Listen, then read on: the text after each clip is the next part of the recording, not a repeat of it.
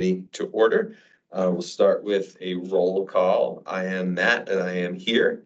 John. Here. Nancy. Jody. Here. Ron. Here. Vacancies that we will address. And you're keeping those. We've got Councilmember McCarthy with us too. Preliminary general business. Any announcements from members of the PAC? Councilmember McCarthy or staff? I have one. We have a new staff member. This is Carlton Johnson, who joined us 2 weeks ago. Yeah, 2.5 weeks ago. As a new transportation planner with the division that I think a position that we talked about last year or so. Right. So I'll let Carl, this is Carlton's worked for the city before. I'm going to give him an opportunity to introduce himself and tell you about his background. Hey everyone, so I've been around Flagstaff a long time from here. I've worked in the city as a comprehensive planner for a few years, 4 years or so. 3.5 years ago, and then couldn't turn down this chance. Couple of stints in the private sector in between, some of it in engineering. That's my background, civil engineering with some transportation engineering specialty stuff sometimes in there, and then transportation planning since. My version of that is he was a civil engineer and he denounced that to become a planner. That's kind of like me. I'm a mechanical engineer and I went back to school and got a master's in planning. Master of environmental planning, precisely. Same idea though. Then I became a politician and everything went to hell. Great. Well, thanks. Welcome, Carlton. Glad to have you here. Yeah, you looked awful familiar to me. I know I've seen you before. Next item, public comment. At this time, any member of the public is allowed up to 3 minutes to address the committee. And we have a member of the public, just would like to invite you to, if you had any comments for us, put you on the spot right up front. You know, at this point, like I said, this is my first meeting and I'm a retired nurse. And I'm trying to figure out what, if anything, anybody can do to make it safer to walk and bike here in Flagstaff. We have some thoughts. Came to the right place and we're happy to have you. I biked for many years, but I had to give it up because of osteoporosis, and biking doesn't do anything for bone density. So I switched to walking, but I still notice things like, the bike lanes and stuff like that. So and I don't know what people have done in the past already, what people are working on. I have some questions like, why don't we use the traffic cams? That's a good question. Great. Well, thanks for coming. Happy to have you here. Moving on to the approval of minutes. To put that out next time. I would say they didn't come out, did they? You better have a good reason for not reviewing them because they weren't there. My list was clear when I showed up. No, man, it's a lot of. Okay, moving into our old business, PAC appointments and reappointments. Following up on something that we talked about quite a bit, I think, at our last meeting. And Martin sent out, currently have two vacancies on the committee. I think I time out next year. I think I'm the only one, if I remember looking at that spreadsheet today. Technically, although that means Jody is 3 years overdue because I got here in 2019 after Jody, but we have two vacancies and some others that will be maybe timing out, maybe just staying on forever. Martin, can you just recap how these get approved, how the PAC gets approved? Or Sure thing. So this is kind of a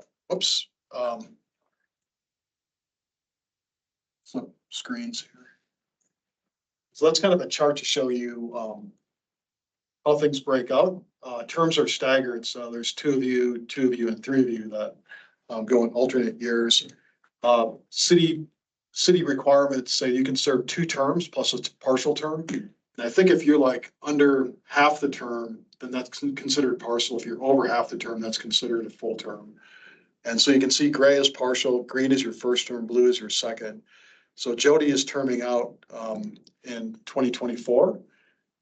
We can keep her on until we find a replacement. So, for example, the next Transportation Commission opportunity to make appointments is in August. And the next one after that will be in October. So that if we have an appointment ready to make in October, we could plan that as your last. I would suggest we do that to keep her on for a little bit to kind of. I'm gonna show up just for a little. Yeah, while. good, yeah. The person that comes to work after they're retired and still drinks the bad coffee and. You could probably slip in like an I when you. Wait a minute, who said that? Are you on the committee? And then Matt is next year, and then the rest of you can see when your terms are coming up. Nancy her term is ending in 2024, but she has submitted an application for reappointment, so we'll take that to the August Transportation Commission. And of course, at their discretion, she could be reappointed to what would be her first term in the next 3 years.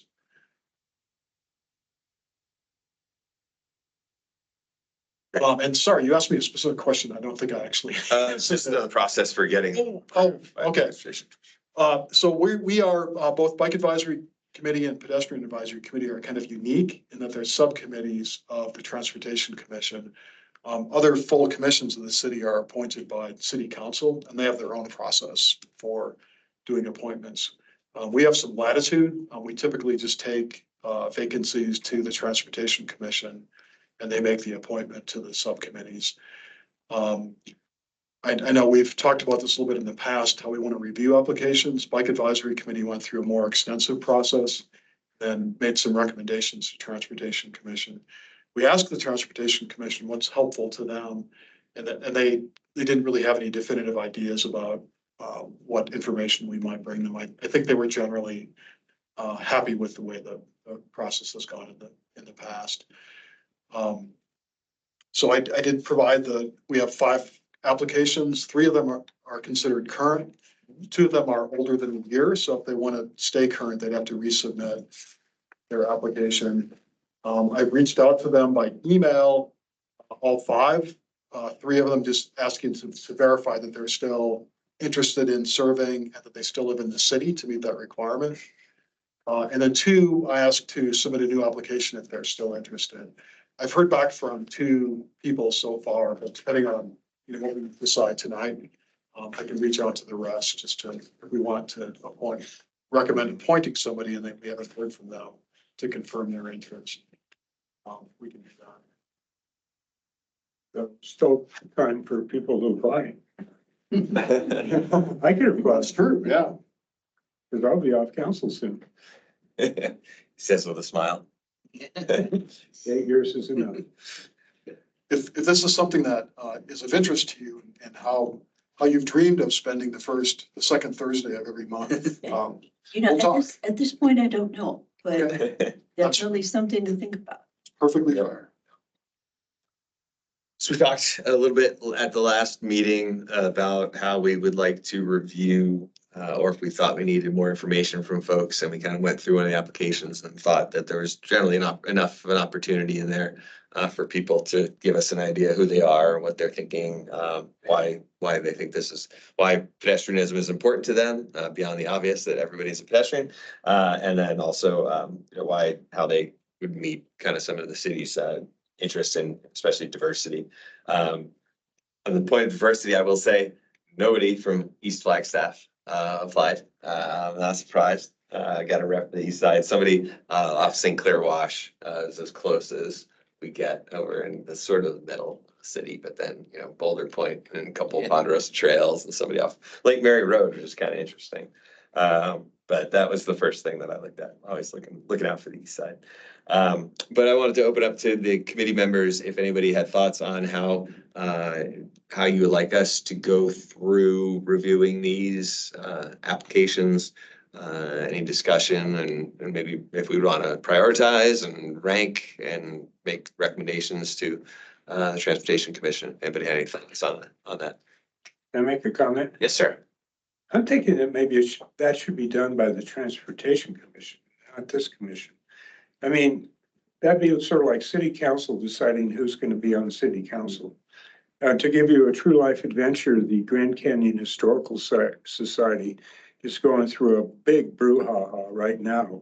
And one of the main reasons is that the existing board has to approve applicants before they can run and be voted on by the members. And it's, without getting into all the details, it's turned into a very large hassle. I don't know if you're aware of it. It sounds like you might be. Just a little bit and just, the general scenario. I think, well, what we're doing is making recommendations for the Transportation Commission to consider. I don't know the Transportation Commission all that well. I feel like if we handed them the 5 applications and said, hey, could you appoint a couple of people here? They're just like, oh, these 2 are good. These for, I don't know that they would put a lot of You time. wouldn't know what's missing, in the sense that I haven't seen any Transportation Commission attendees. There have been occasionally, but it's been very rare. And so I feel like one of the things I'm really aware of is that the representation of parents with small children. I feel like we don't get that. And so I'm trying to put myself into their shoes, but I'm not sure anyone on the Transportation Commission could say, I think they're kind of missing out in this area and this would make a stronger member. And I feel like we often try to recognize our limitations and are eager to get someone in there that would fill that. That said, you do make a good point, Jim. I don't know what the appropriate answer is. I think there's no absolutes. So your point and my point are both valid. Yeah. So anyway, I think it's good to make recommendations, but hopefully the Transportation Commission goes through them and thinks about what she just talked about, what I talked about. Hopefully. I mean, we don't actually select the, No. right, we just provide.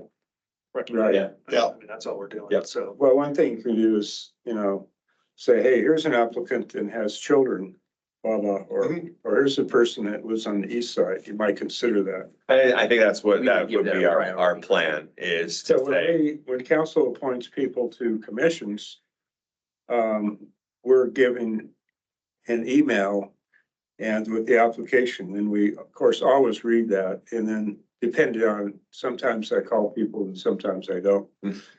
And the way we do it is it rotates who gets the turn. So it used to be that the liaison, like for instance, I'm the liaison to transportation, I would get to pick the person for transportation, but now we don't do it that way. We rotate it. I don't know which way is better, but I think the current way is better than what we used to do. But when I was first on P and Z and the way I got on P and Z is I met with a council person that was the liaison and she liked me and so she appointed me. So they make the nomination. Formally, it has to go through the whole council.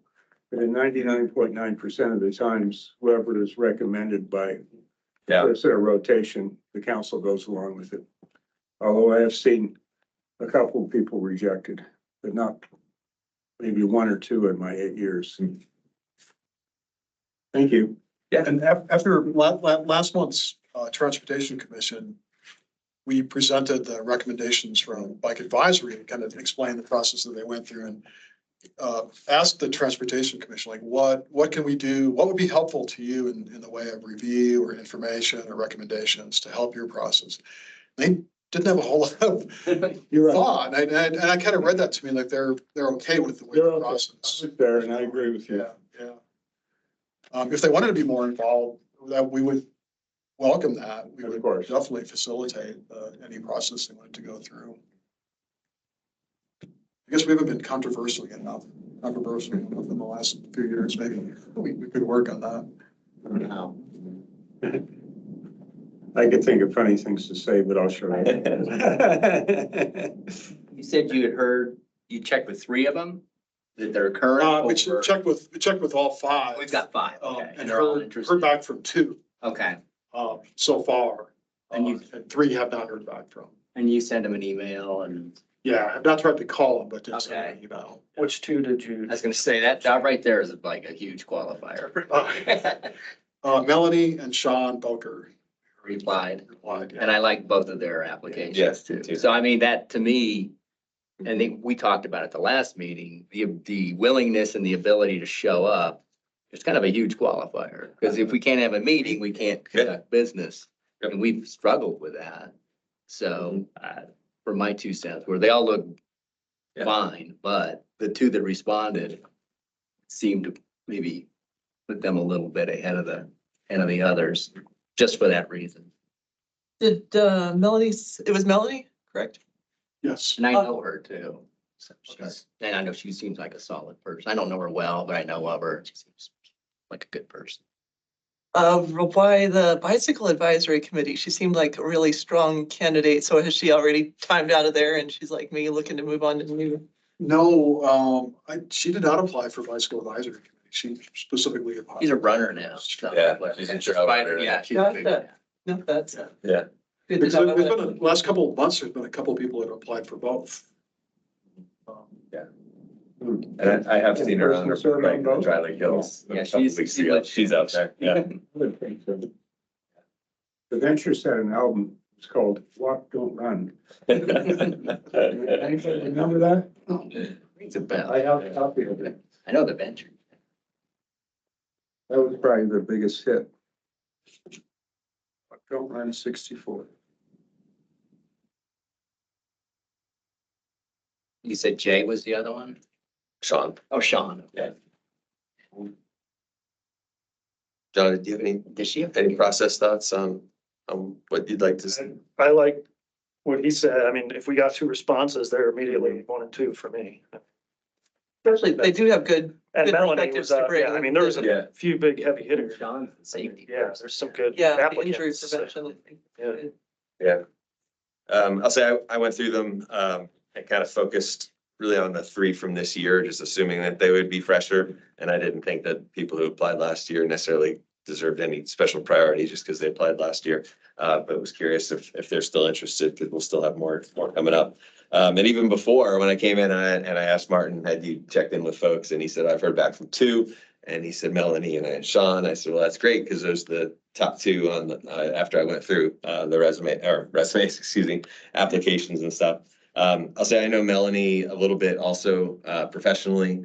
She works for an Ecological Restoration Institute. So we work with them from the Forest Service to ERI quite a bit. And she's fantastic. She's really great. And I do see her out running and on her bike in the Dry Lake Hills and with her kids out there too. And Kids. and she put Definitely. and like Yeah. get into the kind of what you were saying, one about, we kind of can be kind of flip about it, just willing to show up. But like, she's been showing up since she was in Yeah. college. I felt very like she has been qualified on reading her. It's like, I boards. knew her. I was like, man. Yeah, like on I know boards deserve and to be on starting this committee. 501c3. Yeah, Yeah, I read her thing and I'm like, boy, I'm. What is her job? Yeah. Slackers. Yeah, and so I feel like, she's, when she makes a commitment to do something like this, she sticks to it and she doesn't burn out and is actively looking for other things to do. So I thought that kind of that point that we did talk about, on top of just her application and her community involvement, I think is really rose to the top for me. And then I really like Sean's also, kind of an interesting, a different professional perspective, I think, than the rest of us.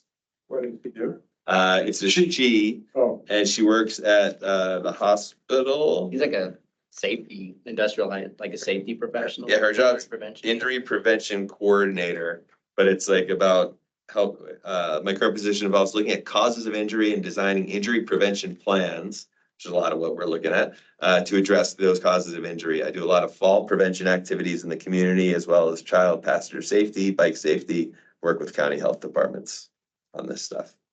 sounds good. Yeah. We've known her for a while. She worked for the county health department, in injury Alright. prevention and epidemiology, for a long time. So she definitely, I know she has a strong interest in this field.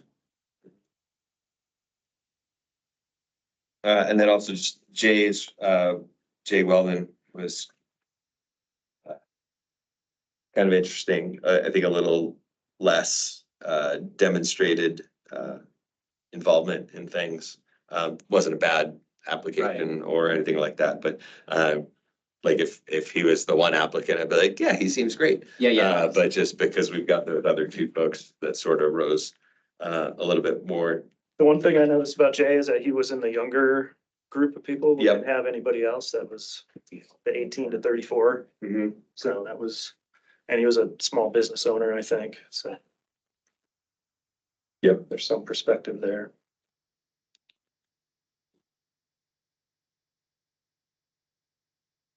And then also the other two I took a look at, but really kind of zeroed in on the fresher one. Yeah, I had the same, you know, I like, oh, these two look good. And I was like, oh, but they all look Yeah. like they could work. Yep. But if I was to rank them, and I wouldn't want to have to do that, but you know, just based on what was there. Martin, when did you reach out to them? Friday I reached out. Oh, so there's been like a week. Gotta check your email. Never know. What makes it tell my, check your email. If I'm looking at my email and it comes in, it's gone forever. Yeah, that could be, if you're busy, yeah, that could be the other thing. I have some sympathy for that. I mean, my personal email gets a lot less attention than my Yeah, work. that's true. Yeah. It's fine. That's kind of how I looked at folks. I don't know if y'all and Ron seem to agree with. Yeah, I didn't see, and I also looked for anybody who I would think wouldn't work. And I Yeah. didn't see that.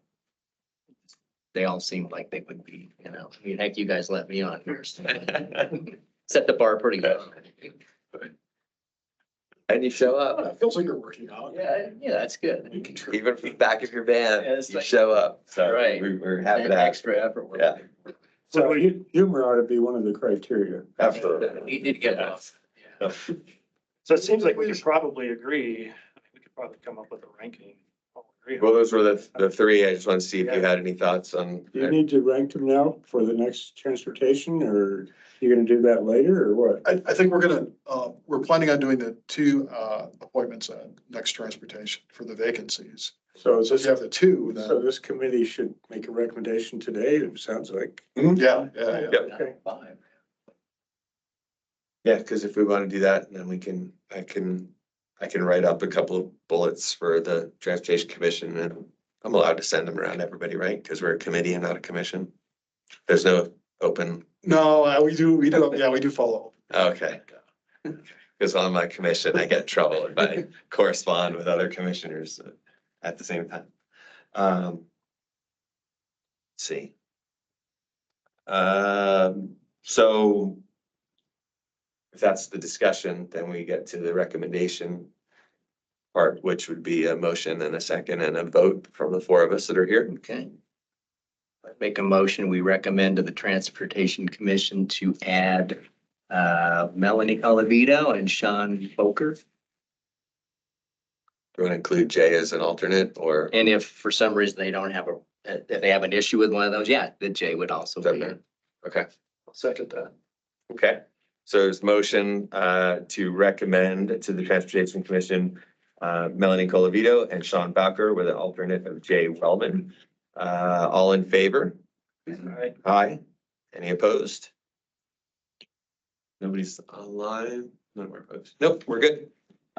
Motion passes, so I will write up kind of a brief summary of the candidates. Martin, I'll send that to you to share with the committee. And then if folks have, that doesn't need to be official or voted on. If folks have comments or think I missed something or want to add something or that I put something that didn't seem right, let me know and we can make an update. And that's August 7th. So I'll get that out and I'm going away for 2 weeks after next week. So I'll get that out probably early next week for folks. Perfect. Great. Thanks, everybody. Moving on to new business, active transportation master plan. How is the active transportation master plan new business, Martin? It's, yeah, fair question. I guess because it's a, like the review of it at Yep. its 2-year anniversary. So there we go. So that's, It's never been this old before. yep, that's it. It's newly 2 years old. So status and review, Barton. Isn't that a thing? Like, I don't know how to act my age. I've never been this old. How about you remember that? I got a little, give me a moment here. I got a little presentation. You never heard that before? Here it is. Okay, so you all know the active transportation master plan is document, it's our guiding document for improving walking and biking. Tells us what we should do and what our priorities are. And of course, we know there's a whole lot of things that could be done to improve walking and biking. We've identified, talked about a whole lot of them over the years, but we don't have time or resources or money to do all of them. So we have to be strategic about what the things are that are most pressing or most important or most impactful. We are nearing the 2-year anniversary of adoption of the ATMP. So this is kind of the beginning of the process to check in where we are, see how things have progressed, and then see where we go next. And the reason we do this is, it's kind of, over the years, it's been kind of happen all too often that we adopt plans and then feel a great sense of relief upon that happening, and then the plan goes on a shelf and away we go. But we want this document to be kind of living, to serve, to be up to date, to be current, to be relevant, and to be the thing that we continue to use as a document that guides us. So part of that is doing a review of it periodically, seeing where we have an opportunity or where we have needs to adjust it or make changes. So that's what this is really all about. I included the 2 websites. One is the document itself. The other is the webpage. The webpage is going to have a little bit more additional background information as well. A person could just go to the city website and search on active transportation management plan, and it should come on that. Yes, yeah. In fact, I just do a Google search now for Flagstaff ATMP, and it finds it. It finds it for me. Yeah. Yes. Is that too much to write down? And Memorize it. ATMP, yeah. Flagstaff ATMP, that we can remember. You can also, I think, yeah, here it is. You can type flagstaff.az.gov/ATMP, and it will bring you to that bottom page. There's like a shortcut for it. And if you have a cell phone, you can do like I do and take pictures of the screen. So that makes you go back. You should have put a QR code up there. Yeah, those. So we know the ATMP was adopted in November of 2022. We did an amendment to it in July of 2023. Specifically, we added a section on complete streets conversions and identified Butler, Cedar, Fourth, and Milton as potential complete street conversions. We also added a safety target to reflect a goal of 0 serious injuries and 0 fatalities in ped and bike crashes. The reason we made that amendment is to become eligible for Safe Streets for All grant funding, which we did, and then got the funding for $12 million for the Butler Avenue complete street. So that amendment was worth it to do that. It worked out. Here's an outline. I won't go through this in detail of the things that are in the document, but what kind of the rest of this presentation includes is areas that we can refresh or think about renewing or check in on to see how we're doing. There's some background information that went with it, including a number of community surveys, review of existing plans and policies. At the time, and still now, there are a lot of different planning processes going on. And at the time, there seemed to be a real concentration of transportation-related plans that were active. And even for us who work on this day to day, it was really difficult to keep track of who was doing everything and how they kind of all fit in together. So part of the reason for doing this on the webpage was to kind of get all those things in one place so you can kind of compare them. It needs to be updated, but we can do that as part of this process. We looked at mode share data, which is the percentage of people who are walking, biking, taking transit, driving, carpooling, et cetera, as kind of a measure of where we are and as a baseline for where we can go. We did an analysis of ped and bike crash data, and then we included a bunch of resources for active transportation, just for background. In chapter 3 of the ATMP, there are 13 goals and 32 different strategies organized around 6 topics. Those topics were infrastructure, maintenance, support and encouragement, safety, transportation and land use planning, and evaluation. And then the appendix to the document, the first appendix, included more detailed steps for each one of those 32 policies. So it really becomes kind of a very long to-do list. It's really the universe of all the things that could be done to support walking and biking. Of course, as we talked about before, we can't do all of them. So this is the list that we pick from. Of this list, what are the most important things to do? And in fact, in chapter 5, which talks about implementation, we listed 2 sets of priority actions taken from that list. The first set was for the things we should do in the first year. And there were 4 things. And then the second list was things we should do within the first 5 years. So the immediate things and then the things right after that. More broadly in this chapter, we talked about different opportunities for implementation to make sure that we've inventoried it and can take advantage of things when we have those opportunities. So for those priority actions, here were the 4 for the first year.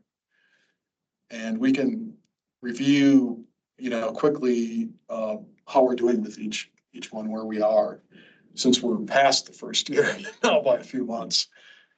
So implementation of ped bike projects with Prop 419 funding, explore grant programs, establish a complete transportation process, and do a comprehensive code review. So just generally on each one of these 4, we have Prop 419 money. We have a number of projects that are either specific bike ped projects or that are larger transportation projects, like the Lone Tree Overpass, for example, that include significant ped bike components. We're at the city level, we have had some staffing issues with our capital improvements program. They have lost some pretty key employees and have been refilling those positions, but those people need to be, brought up to speed.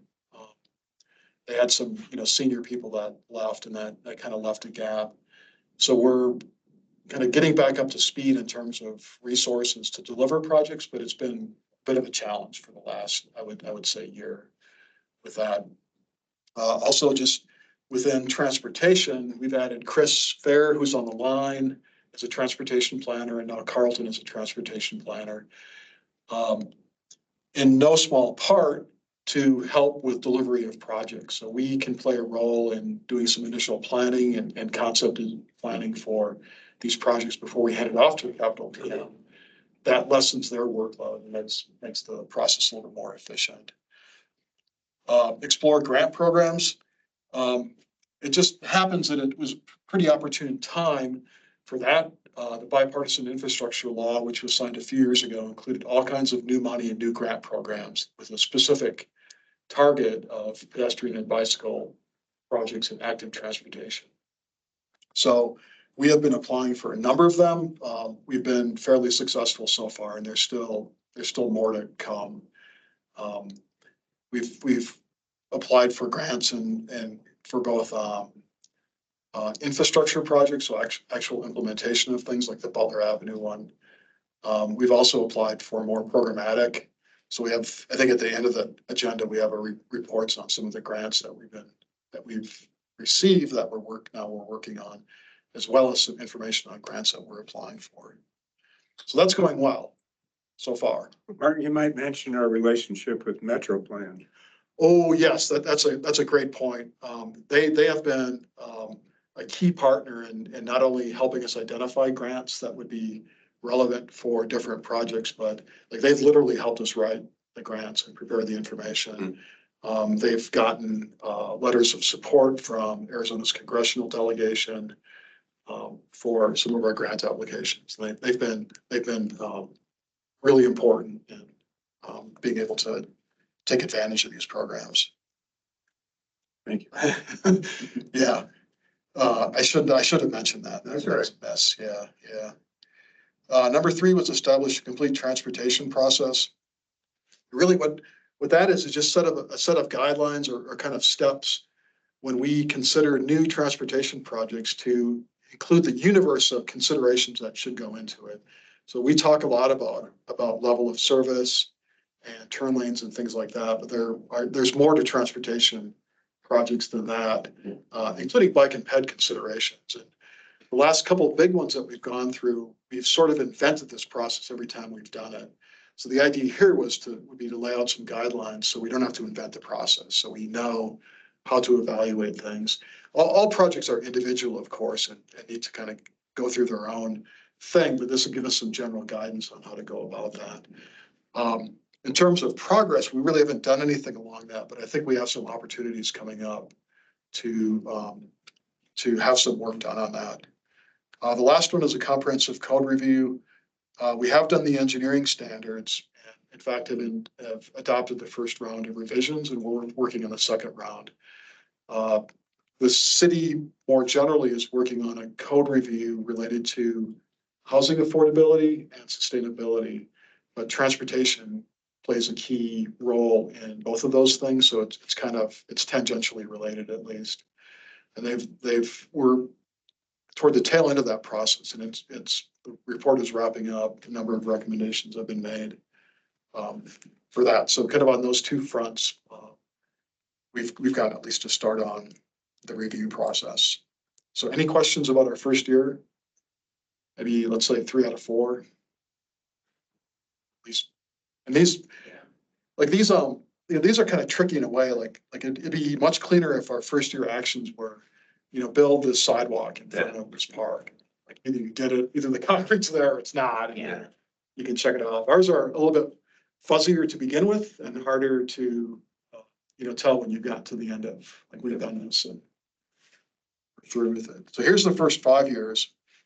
These are kind of abbreviated, but work on bike parking, talk about better ways to do maintenance and snow removal, talk about better ways to do detours and closures, update our ped and bike information that we make available to the public, expand staff, adopt a safety action plan, reestablish a safe routes to school program, explore a travel demand management program, and adopt a complete streets policy.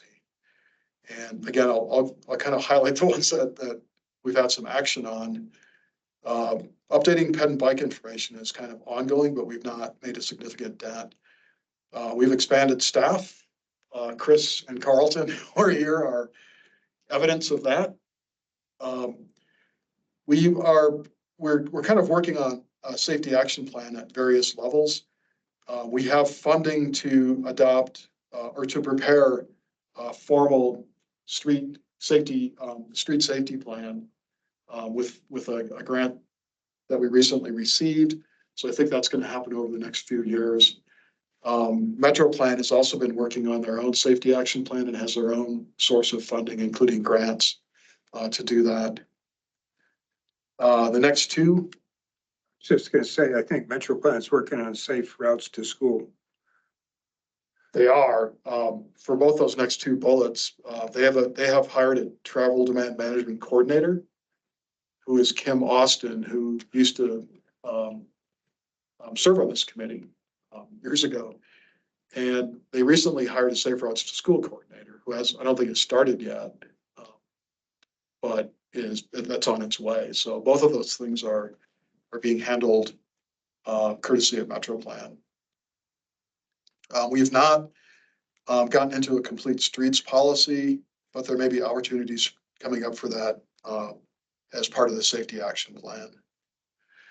So we don't have to do it tonight, but I think we can kind of initiate the conversation. As we begin to check some of these things off or have them underway, like what gets added? What are the next things that we should work on? What becomes important as a next step? Not that we're able to do it at this point. We have a lot going on, but I think it's always good to think about what we do next and make sure that we're prepared for that. So again, we don't have to resolve it all tonight, But if you have any initial thoughts about, what's occurred to you, what seems to be important, what seems to be missing. Throw it out.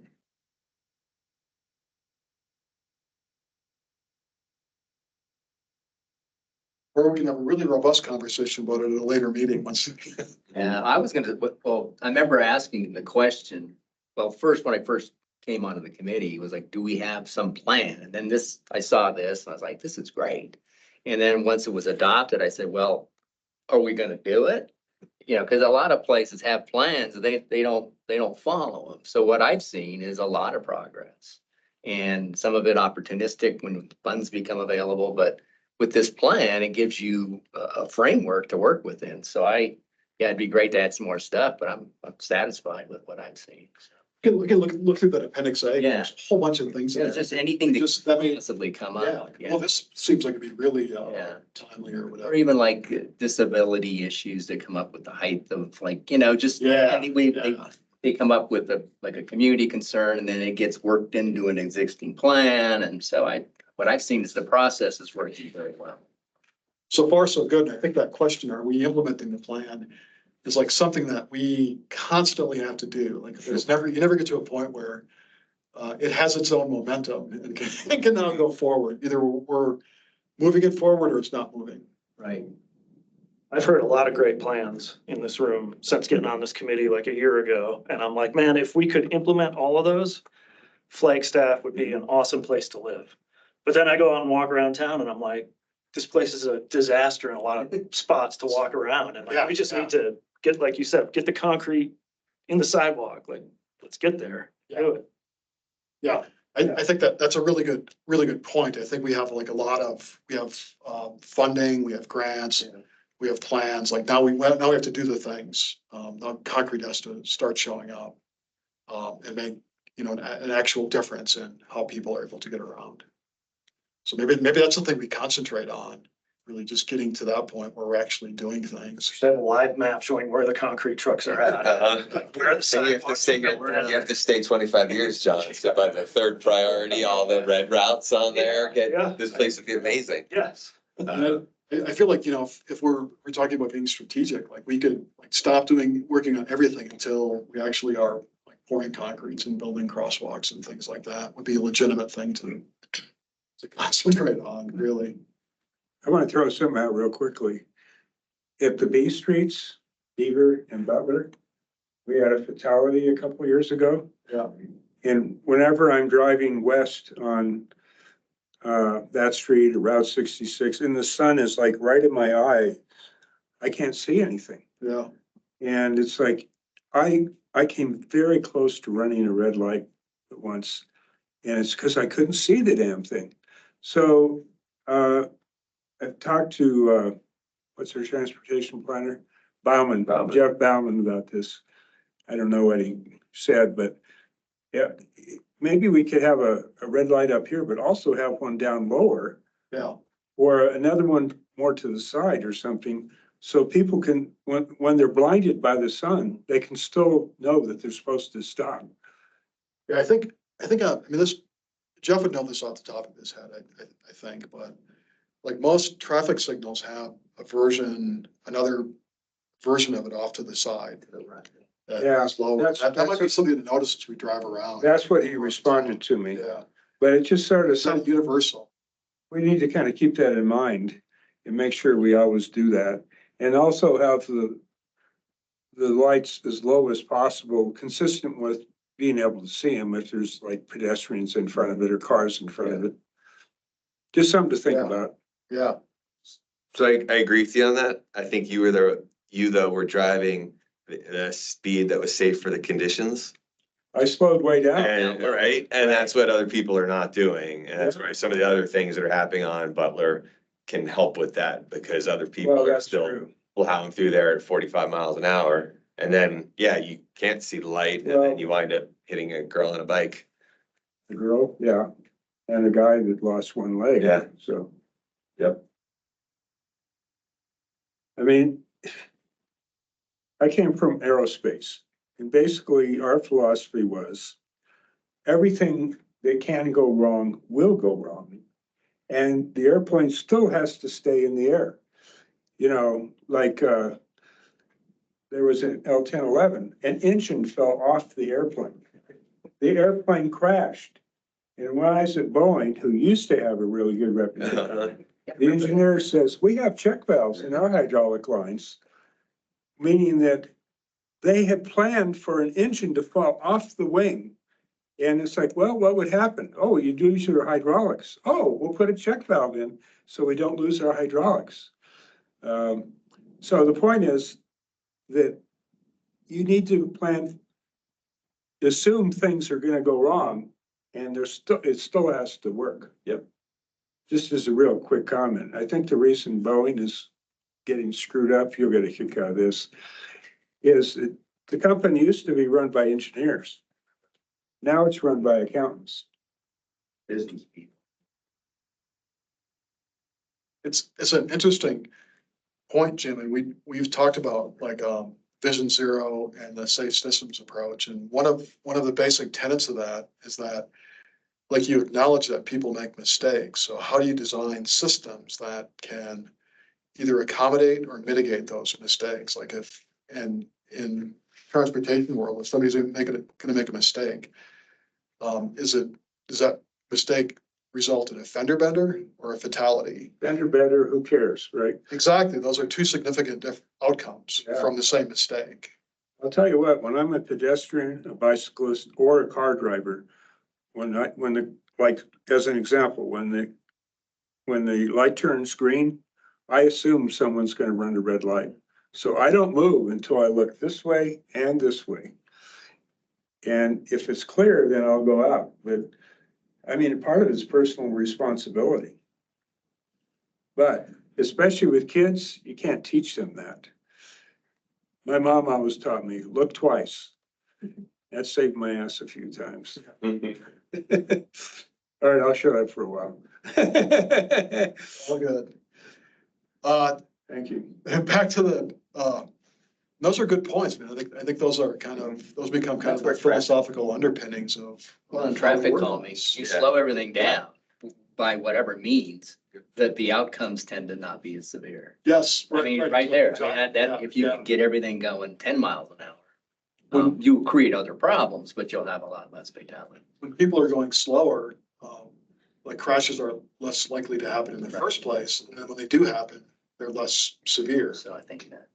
So kinetic energy goes up with the square. It goes up with the square of the velocity. So if you're going twice as fast, the kinetic energy that has to be absorbed before the car stops is 4 times as much. So. But some of us do need to get around town and get our kids to school and everything. Well, right. You know, like, So we balance against that. yeah. So back to the ATMP, chapter 4 talks about outcomes and indicators, outcomes being the things that we anticipate will happen or the consequences. And then indicators are the data or the information that we get that tells us if we're meeting our outcomes. And outcomes are kind of interesting sometimes. Like we could talk about, we want an outcome to be that the city installs more crosswalks around town. But I think really what we want the outcome to be is that more people are using the crosswalks that install around town. So we want the final action to be really the thing, not a partway step. And this is kind of these are the outcomes that we listed in the ATMP. Walking and biking are frequently used transportation options for everyone. People can travel anywhere in the community by walking or biking. Walking and biking is safe and comfortable. Walking and biking are celebrated as part of our identity. Transportation has a lower climate impact, and walking and biking are enjoyed by everyone in the community. And then for each one of these outcomes, we listed a couple of indicators. So for example, I took here, walking and biking is safe and comfortable. And the indicators of that might be comfort indices for streets and intersections, our crash rates, community perception, what people are telling us in surveys. And then for bikeways specifically, if we're adding more comfortable bikeways. So again, some of these are can be measured definitively. You can get a number. Some of them are more general, but they can all tell you are we achieving that outcome, that walking and biking is safe and comfortable, or are we getting away from it? We do include in chapter 4 specific targets. And here it's very specific that we want to hit a very particular numeric target within a specific time frame. We didn't include a lot of these because I think you can, like plans can sometimes go overboard with this, and really we should be tracking these. And so if we put something in that we want to use as a target, we should do that with the intention of tracking it so we can report out, are we meeting these targets or not? We focused on 3 areas being mode share, safety, and recognition. And then we set our targets for set a current baseline of 2022, and then a 5-year in 2027, and a 20-year after 2042. And for mode share, we used a 40% increase in 5 years and a 100% doubling essentially in 20 years. So when you think about what that means, we're currently at 27% of all trips are made by walking, biking, or transit. If we double that, more than half of trips made in Flagstaff will be walking, biking, or transit. Not gonna lie, that's pretty ambitious. Yeah. Foul weather in the winter, yeah. Yeah. And this was coordinated with our with the goals set in the carbon neutrality plan as well. So they're kind of a match. Well, and one of the big drivers is the way the city's laid out. What's the density? If we have higher density, then it'll be easier to reach those goals, Yes, as opposed to sprawl where you almost have to drive. it makes it more difficult, right? And in fact, like a lot of development has occurred in the core area of Flagstaff. A lot of it related to NAU. NAU's increased their population, so there's been some housing development. We can track how mode share has increased in the central part of Flagstaff over the last 10 years and how it's decreased in the rest of Flagstaff. So where we're adding that density, we're doing really well. In other parts of the city, we're not doing as well. Interesting. Yeah, so I mean, we would not expect any different results, but I think it's really interesting because it is actual evidence that supports what you just said. Like density helps. Well, here it is. It actually helped us. Safety, you can see in that first line, ped bike, fatal and serious injuries. In line with that amendment and a goal for Vision Zero, our goal became 0 serious injury or fatal ped or bike crashes in both the 5-year and the 20-year horizon. The other way of asking that is how many ped or bike fatalities are acceptable? The answer has to be none. How would you set a goal for anything else? The last one is recognition. So our walk friendly and bike friendly status. We're currently at bronze and silver. Can we get to gold in the next 5 years? And they've added a category actually, because too many places were achieving gold, I guess.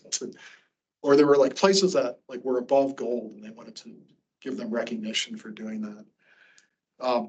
One of the nice things about these programs, in particular the bike friendly program, is they have a really well-defined set of criteria. Like if you are a gold standard community, this is what you look like. Like this is how many bike lanes you have per, miles of arterials or whatever. And so it gives you some pretty specific things to hit. Like, of course, not all communities hit all of them, but if you do well on enough of them, then you're at gold. Could you give some examples? I remember examples of what those are for the pedestrian side, because I can only think of them for the bicycle side for some reason. So what would be some characteristics of a pedestrian? They typically divide into different areas. So like engineering is the infrastructure part of it. So what do your facilities look like? And here they would measure what percentage of your street have sidewalks. But they look, so that's kind of a static thing. And you can improve on that by adding sidewalks. But they're really interested in what are you doing to improve that. So if for example, half of the streets in your town had sidewalks, but you have funding and an ambitious program to add a whole bunch of sidewalks, you probably score better than a community that has 75% sidewalks that's doing nothing. Most improved kid in the class. Yeah, something like that. Aspirational. And then there are other questions about programs, like a big one is Safe Routes to School. Do you have a Safe Routes to School program or not? And how active it is and what do they do? They ask about events or things that you do to support walking. Are there activities? Are there groups that are engaged in advocacy for walking? It's pretty comprehensive that way. I always think of like, we have sidewalks or not? It really does. That was the only thing that could come into my head. I know much more for bicycles just because for some reason that seems more obvious to Yeah. me. So thank you. It's a much newer program, so they're not as well established. Okay, any questions about targets? Chapter 8, it talks about bike ped infrastructure, and we spent a lot of time evaluating facilities, prioritizing them. At some point, we'll have to look at that again and make sure that, see what we've accomplished, so check those off the list, and then see what are there new priorities, are there different priorities since the last time we did it.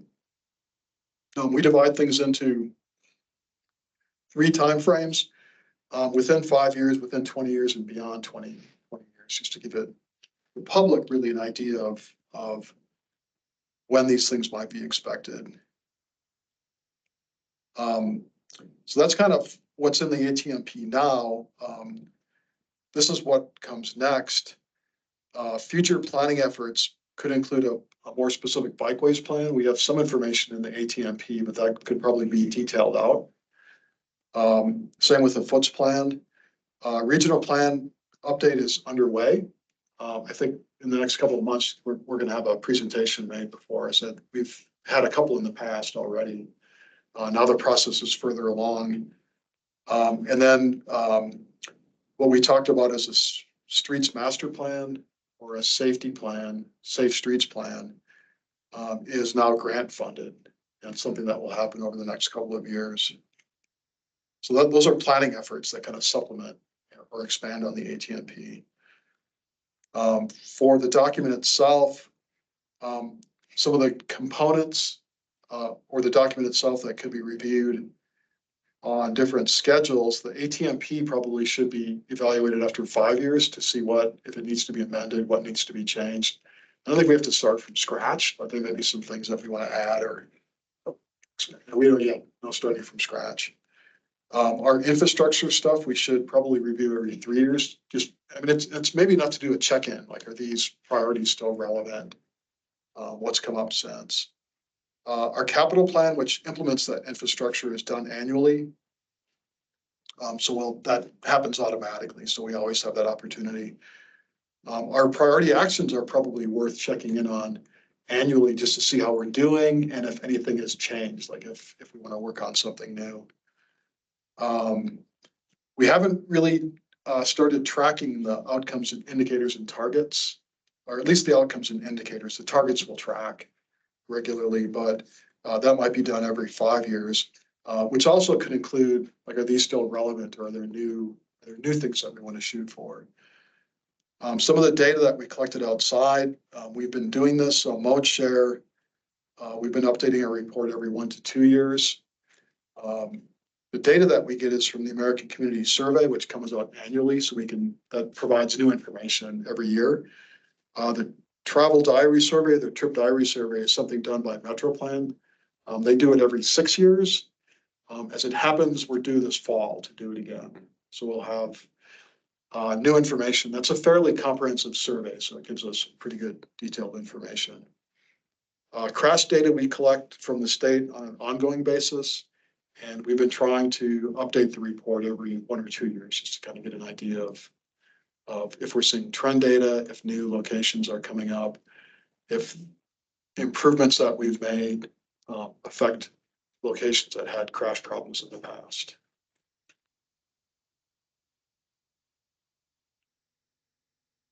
All of this assumes some level of data collection, none of this information is just there waiting for us. This can be kind of a big effort in 2 ways. One, the upfront thing is sometimes a lot. And then 2, once you collect data, are you committing to collecting it annually or does it go stale? And if you're committing to collecting it kind of on an ongoing basis, do you have the resources to do that, and the wherewithal to do that?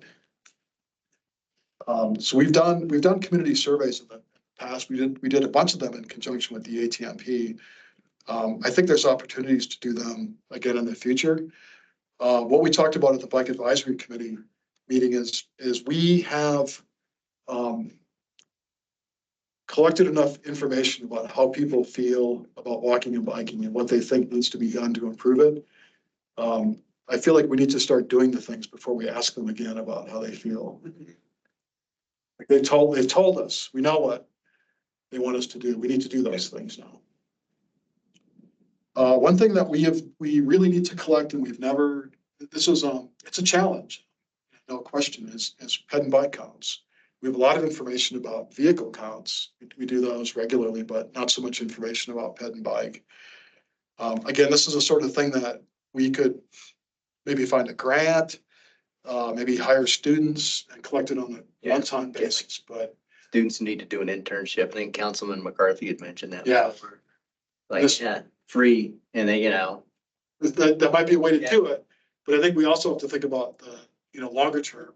Right. And we do it every 2 years or. You do it with students 1 year and then 2 years later, you do it either with a company or with an automated system. Are the data comparable or do you have to make sure you start using something that's a consistent method or? Yeah, and data collection methods are becoming more sophisticated. If we could pay for it, there are like these cameras, like to watch them. They cast out over a busy street and you can see like, green box pedestrian, red box bike. And they're terrifying, really, and what they can collect. And expensive for the moment, but that technology will become more available. and to be on the new iPhone probably.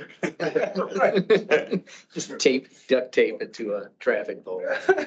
Just found a Tesla pointed at every intersection and record its little screen thing. In the meantime, students are generally available and low cost. Yeah, we used to use students when I worked at the university, and it had to be very, prescripted, but it was repeatable and, very low cost. We've done it in the past, but we just haven't done it recently. Our partners have been different. I think that might be something that we get back into because, and there was a discussion at the city for a while about using unpaid interns.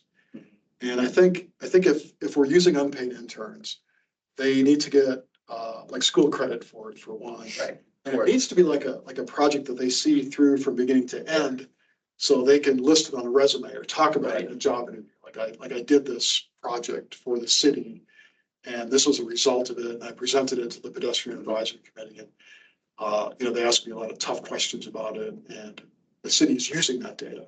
Right.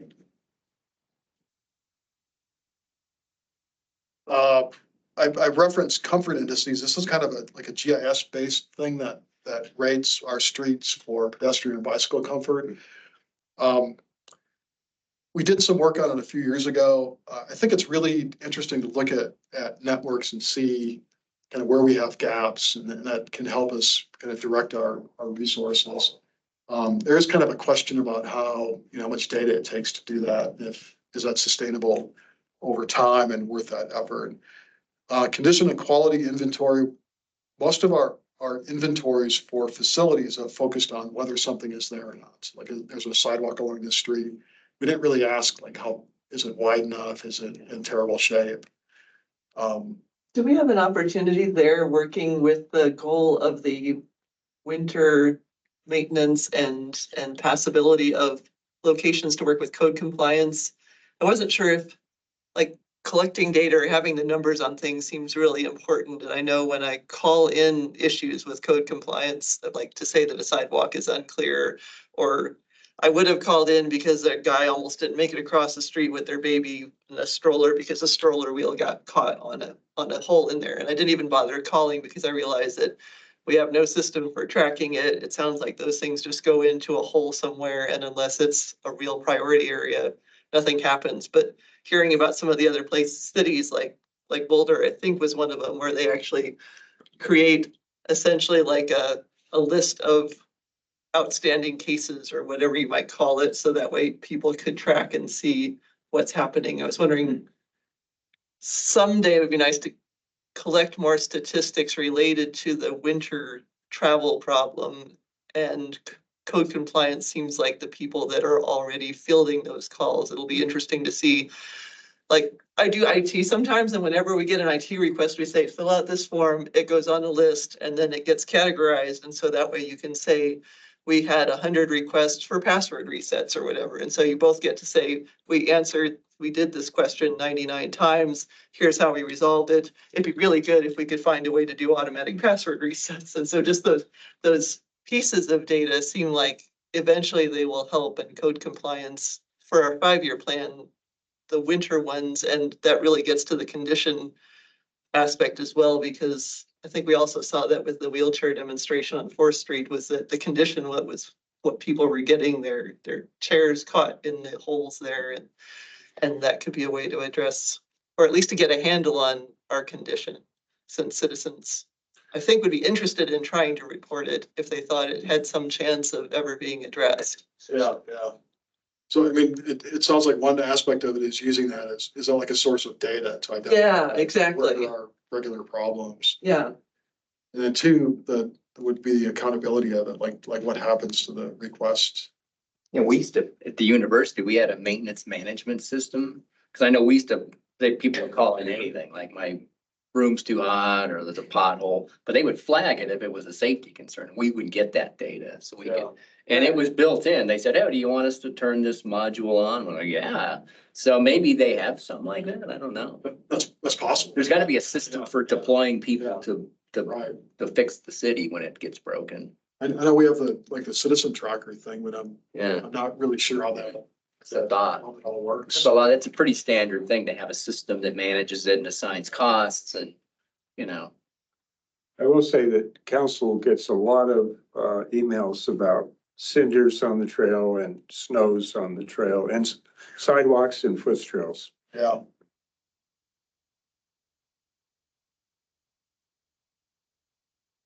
I think something we can look into. Yeah, maybe it's already there. Yeah. I think there are recommendations about, how the city is able to give feedback to the city on issues like that and how we use it. Like for example, like some places you can use your phone to take a picture of it, hit a button and it sends it to the city along with that geographic location. Yeah, I've seen that exactly where for it is. like Yeah. levels of the river. Yeah. The flag. So does that help us, like start to identify trends in either types of problems or locations?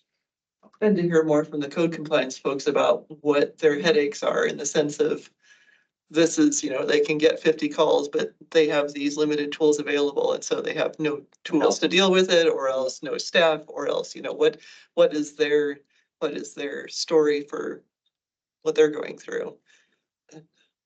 And I wonder about like snow removal on sidewalks, for example. It just seems to be enough of an issue that it's not, like all the data that we get in from complaints don't necessarily show us where the biggest problems are, but where people have called in.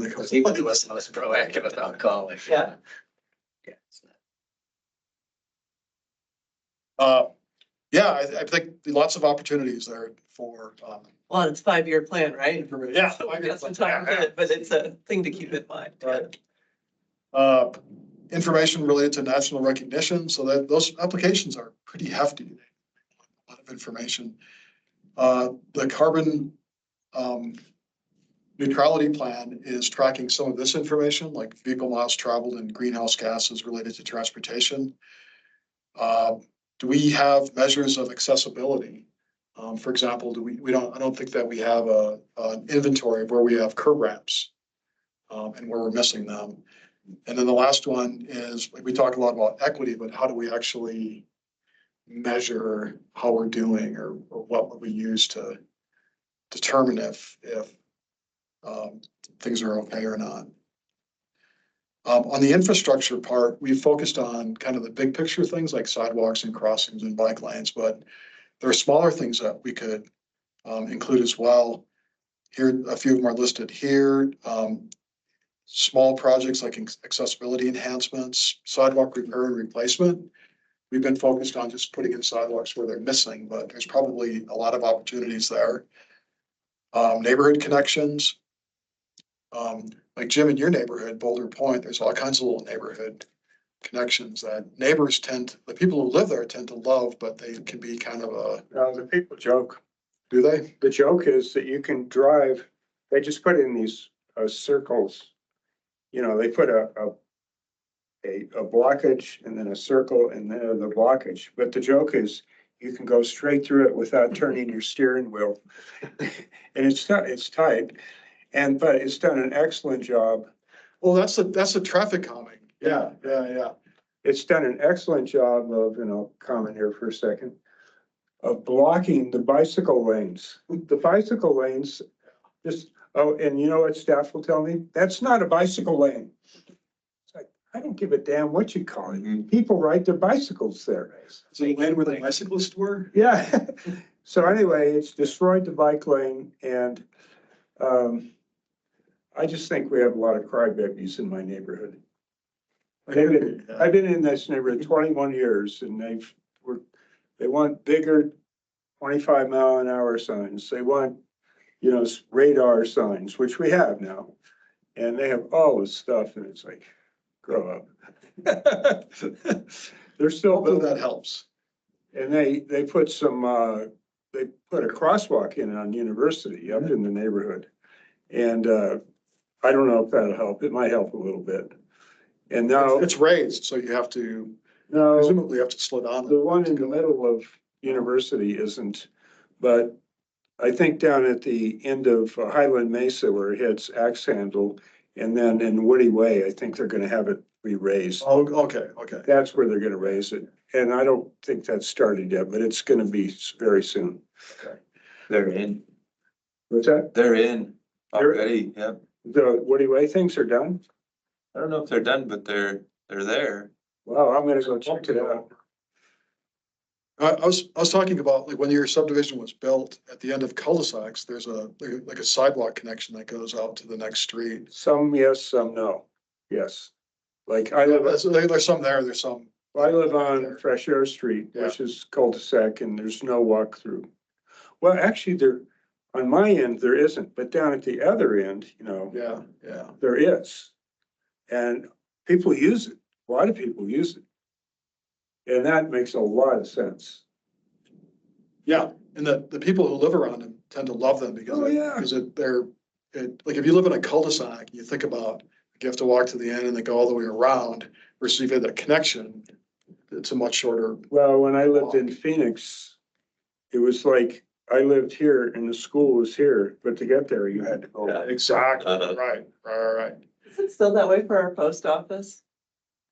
The main post office over, The That was- one on Yeah. Postal, yeah. Yeah. yeah, the one on Postal, it was just horrifying what people have to go through to walk there when it's actually backing into a neighborhood. Right So, there, yeah.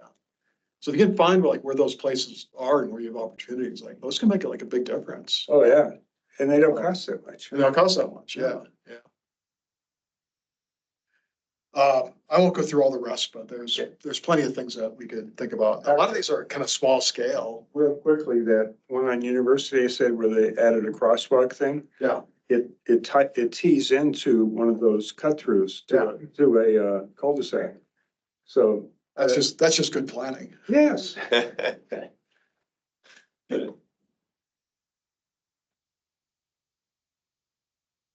And that's the last slide, actually. Hallelujah. sorry, I feel like I have all the questions. One question that ties back to the comments. Then you can't leave the committee. Yep. You mean I Leave all your can't leave it too questions. soon? Who knows? At the beginning, there was a public question about traffic cameras. And if I remember right, the rules are we can't address a new topic that's not on the agenda, but there are short answers in response to a question are allowed. I mean, I think if it's something related to what we're talking about. I was just that curious, you think yeah. might work on is. Is Arizona state law, is there a general rule for, can we use traffic cameras at all? Because I feel like there were a lot of things that came down from the state, or what is, Use them how? For enforcement? Speeding Yeah. tickets. or do we know offhand? I don't know offhand. I know we had, they were like on interstates for a while and then I know something changed. I'm not sure, honestly. You know? Well, you know, on the interstate, some of the legislatures were pissy about it and they passed a law saying they couldn't be on the interstates, but I don't know if that applies to like city streets and stuff. So I think Lieutenant Turley may be on the meeting. He might know. There's nothing that prohibits the cities to put up cameras if they want to. Okay. Interesting. To give speeding tickets. I knew that there were some articles about other cities doing that, partly so that way you don't have the police always having to be making traffic stops, since those I are know River Road on the dangerous. north side of Tucson had speeding cameras. Probably wondering how I know so much about it. My experience has been as a recipient of a speeding ticket Yeah, in Spain. that's how I know about it. Yeah. Like, what? Was I, well, I was there. They And were, they send That you, looks like me. yeah. they send you a picture of yourself. Does that answer your question at all, or is that? Am I allowed to clarify what I was Sure. getting at there? Okay. Very frequently, I walk very defensively, like you're saying, and that's why I'm still walking or not dead or in a wheelchair. Right. But every time I walk, there are people going through the intersections when they don't have the right of way. The turn light has gone off. The pedestrian walk light is on. The light is green and people turn through the pedestrian walk light anyway. I don't know how many close calls I've had. And people engage in this kind of behavior partly because they know that the chances of them getting a ticket are zero. And I understand that the police can't have somebody out there at every intersection all the time, but I never see a policeman at any intersection any of the time, except when they themselves are turning through the pedestrian walk light, which I have seen happen. I think that's legal, isn't it? Well, they don't have their lights and No, I sirens mean, on or anything. If there's a walk light, you have to not run into the person, you have to yield, but you don't have to wait till that walk light goes off before you. No, turn. but if there are people standing on the corner waiting to cross the street and the pedestrian walk light comes on, that means the pedestrian is supposed to be able to walk across They the get street. priority, yeah. Yeah, and you're supposed to wait till the pedestrians have gone before you turn through the My wife pedestrian was- walk light. My wife was walking across Milton at Reardon on a walk light and some students literally hit her and threw her to the ground. And you know what they did then? They sped away. And the car in back stopped and helped her get up and everything. But yeah, it happens. My wife got hit. Yeah, I don't know. That would be an interesting thing to find out if that's one of the uses of the traffic cameras or not, because that is like one of the primary concerns also for, I think we've talked about it many times for different intersections is people making a turn. And that sometimes the only safe times are when turns are only prescribed by arrows so that it's completely illegal to turn across a pedestrian thing, but our camera is able to do that. Or if we had something to make that more workable. And I don't even know what the limitations are. The one good thing about being here is knowing that there's a gajillion other cities. And so if some other city has done it successfully, then that gives us both ammunition and reason to hope that. And if they haven't, then we can scratch our heads and say, I wonder if there's a problem with trying to accomplish this. I would certainly like anything that would reduce that problem. I was waiting to cross the street at 66 and Humphreys. And the pedestrian walk light came on, light was green, the people still wanted to turn from 66 and go up Humphreys. I waited there at the corner and observed 3 vehicles go through that intersection when they no longer had the right of way. And I called up the city and I said, can't you guys do anything about this? And they said, no, that they weren't allowed to use the cameras. the person that I Well, talked police to. officer said we could. Yeah, It might be something to worth looking into further. Isn't that one of the uses of those cameras is red light running to identify? I mean, speeding is one, but red light running is. Well, red lights running is becoming a chronic problem in the city. Yeah. It's very common. It's blatant.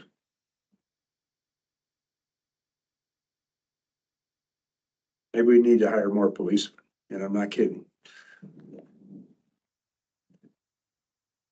And it'll be interesting if cars can do better. I'm always the hopeful person for the autonomous driving cars, that they're really gonna get there someday and they're gonna warn us about the pedestrians that are there. Unfortunately, it seems like that's another thing that will be in the 20-year timeline, but hopefully someday. How does their, how do autonomous cars work? Like, are they programmed to, if the speed limit is 30, they go 30? Tesla Or does. do they learn after a while? 35. It is kind of cool seeing it highlight by certain, or Yeah.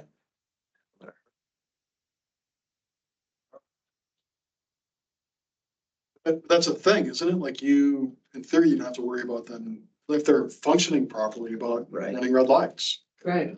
That's why I hope that we'll be technologied out of some of these problems eventually, or that people will become so attached to their cell phone that if you give them a choice of stepping on the bus for free, it takes you 10 minutes longer to get to work, but you can stay on your phone the whole time. And so wouldn't you like to make your transit a part of your daily activity?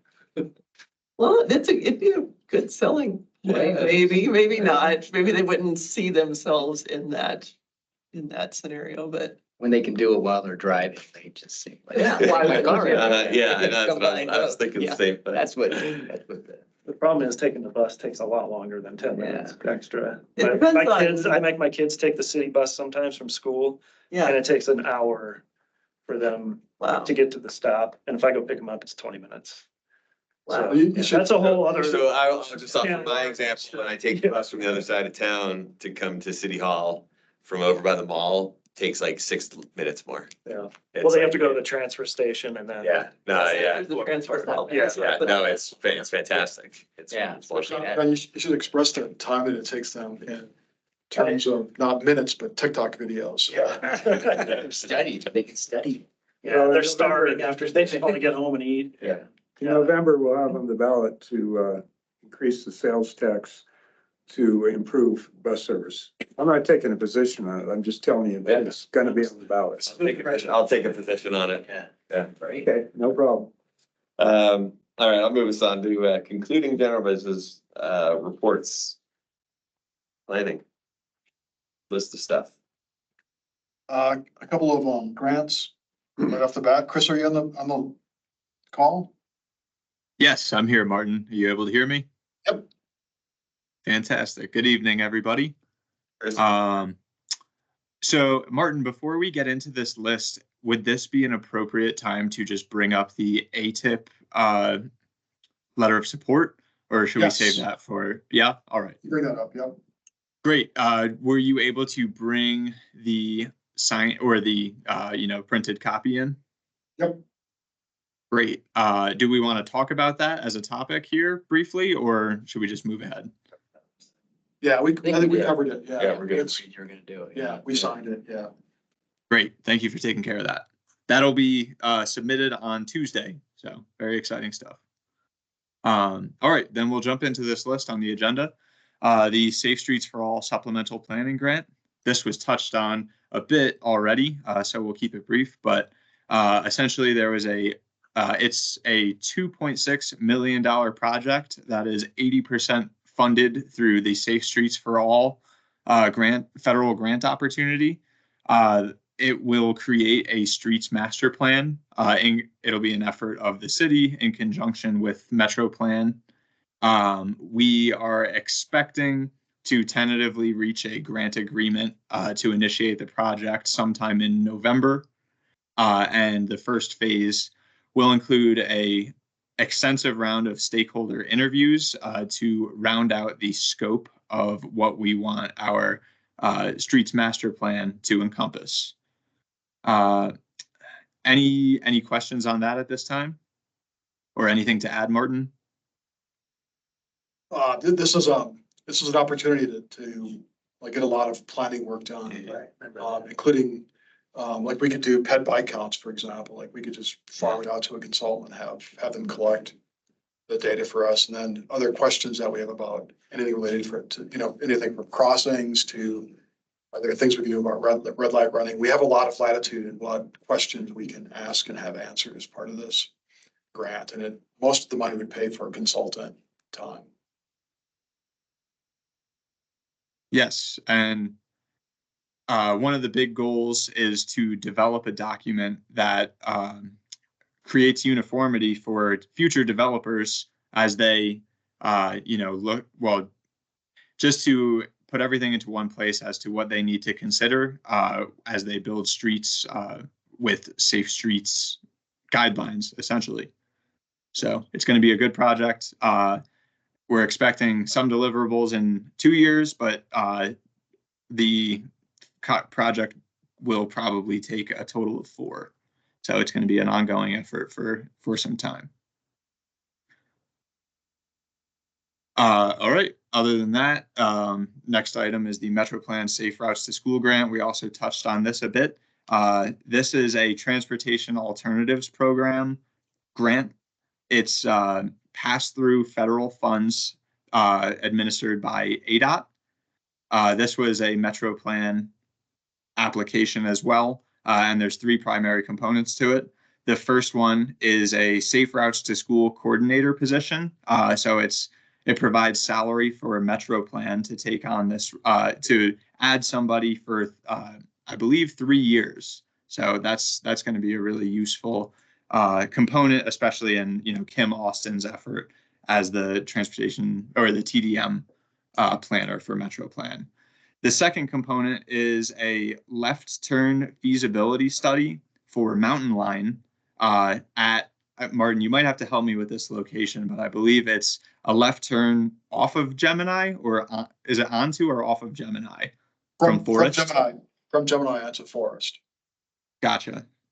So that'll just that is for Mountain Line to, yeah, I suppose that there's some interest in them being able to alter their bus routes through that region. So yeah, that's a feasibility study. And then the final component is approximately $500,000 have been allocated for 30% design plans of safe routes improvements around schools for pedestrians and cyclists. So how we are approaching this is in recent weeks, we've had stakeholder meetings where we've gotten into the room with some representatives from FUSD, from Mountain Line, from Metro Plan, and we have gotten close to suggestions primarily from FUSD where these improvements can be made, and people, students are going to be able to have better access to schools on foot. Many projects have fallen out of it, and we've been able to prioritize a few that are of special importance to FUSD. An example of one is making sidewalk improvements along Butler Avenue in front of Knowles Elementary School. I guess that area is particularly problematic in the winter with snow, and it's that's a pretty heavily accessed school for all the students who live in the nearby neighborhoods. Parents have issues with snow in the winter, and also negotiating traffic along Butler Avenue. So providing enhancements to that sidewalk is of special interest to FUSD, and that is likely going to be one of the projects that gets designed to 30% through this grant. Yeah, so that is the Safe Routes to School grant project. Are there any questions on that? Anything else to add, Martin? Nothing else. All right, we'll move on to the Highway 89 and Route 66 road safety assessment. This is a upcoming project. We submitted a application to ADOT's Road Safety Assessment Program. It's basically ADOT and their safety group offers their services and funding to perform safety studies on problematic sections of the state highway system, or beyond that, beyond the state highway system, and just areas in Arizona where cities are having issues with safety concerns. We applied for one back in January, and these projects generally are selected and completed within the calendar year. So we applied within January. We were selected for a RSA to be conducted along the Highway 89 and Route 66 segment from Steves Boulevard to Marketplace Drive. So their safety team will come and study that section, both with on-site observations and assessment of background crash data, et cetera, to be able to put together a report and provide recommendations to the city for safety improvements. We had one of these conducted on Milton Road last year, and it has proved to be a useful document in some of our grant applications. Their findings, being documented by ADOT it's a good source. So yeah, that's the gist of what's going to be going on this year for Highway 89, Route 66 along that segment. Any questions related to that? Not a question, but a comment. And that sounds like a great project, but Marketplace is where people lose their minds behind the wheel of a car. And that's the worst section of 89 is Marketplace out to the city limits. So stopping this at Marketplace, I get it. You can't do everything all at once. But it was disappointing to hear that it stops at Marketplace, because that's when people think they're out of town, they hit the gas, and then Empire and Smoke Rise lights. You take your life in your hands at any moment trying to cross the highway there with the gas stations and the KOA, and me coming from my house to my office. Subtle there. So it would be nice if maybe that could continue another day. Some of you may recall, we maybe a year ago, we presented information on ped and bike crashes, and there were a handful of fatalities along that stretch. I remember that. Question was raised, like, do we know what's going on there? And this RSA is really the thing that will help us answer that, give us recommendations. That's been kind of the historic issue, I think. I wonder if they could extend the study like 1 mile or something. Yeah, Martin, you bring up a great point. This was the initial interest for applying for this RSA came from when we presented the last year's crash report update to Transportation Commission, and we had of course noticed the pattern of high severity pedestrian incidents through this segment, and then it was a point of discussion during that meeting, and they encouraged us to apply for this RSA. And so, yeah, that's the origin of this segment and why it was selected. It also should be noted that these are very specific studies. There's a lot of input into all of the research components that they consider. So you have to be strategic with the length of a segment that you come up with. If it gets to be too long, solutions may become a bit too broad. So that's sort of how we landed on this stretch of roadway, and there's definitely room to continue to study the road in the future. This is also on they have these issues on their own, and not like they've come to these conclusions on their own, and then the city came to them through our analyses. So it's definitely on the radar. That point's been brought up before too, about the rest of Highway 89. Mm-hmm. So maybe if there's an opportunity, we can look. One of the first things they could look at is what's the appropriate scope, and look at crashes or incidents along the whole thing and figure that out. Yep, and just to wrap it up, ADOT has posted this opportunity for consultants to bid on officially. So it seems as though it will be getting underway fairly shortly. I got to sit with a few consultants for meetings to provide further information as they took interest in the project, but now it's officially posted. So it's moving right along, and we're excited to see what comes out of it. So at this point, I think I'll pass it back to you, Martin, for engineering standard revisions. Yeah, I think of the rest of the list, we've talked about a few things.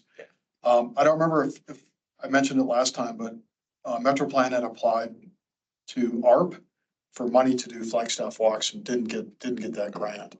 I might have brought that up, but just in case.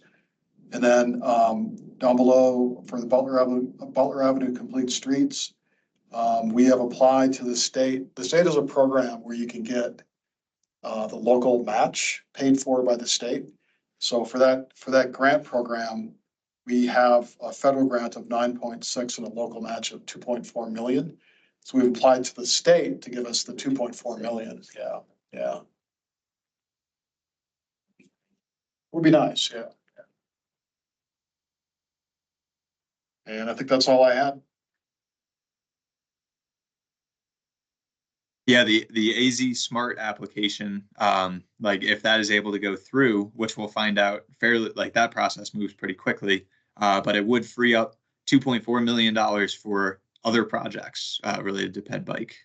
So we're excited about that one. Yeah, fewer than you think, but yeah, the concept, yes, absolutely. Yeah.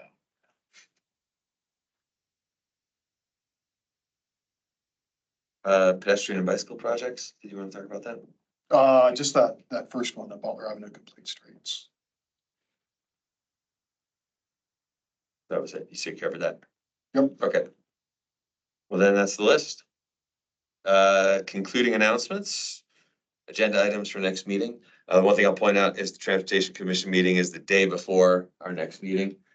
So hopefully we'll not have new people at the meeting on the 8th. Martin's not going to call them at 8 a.m. on the 8th and say, you made it, be here at 4 o'clock this afternoon.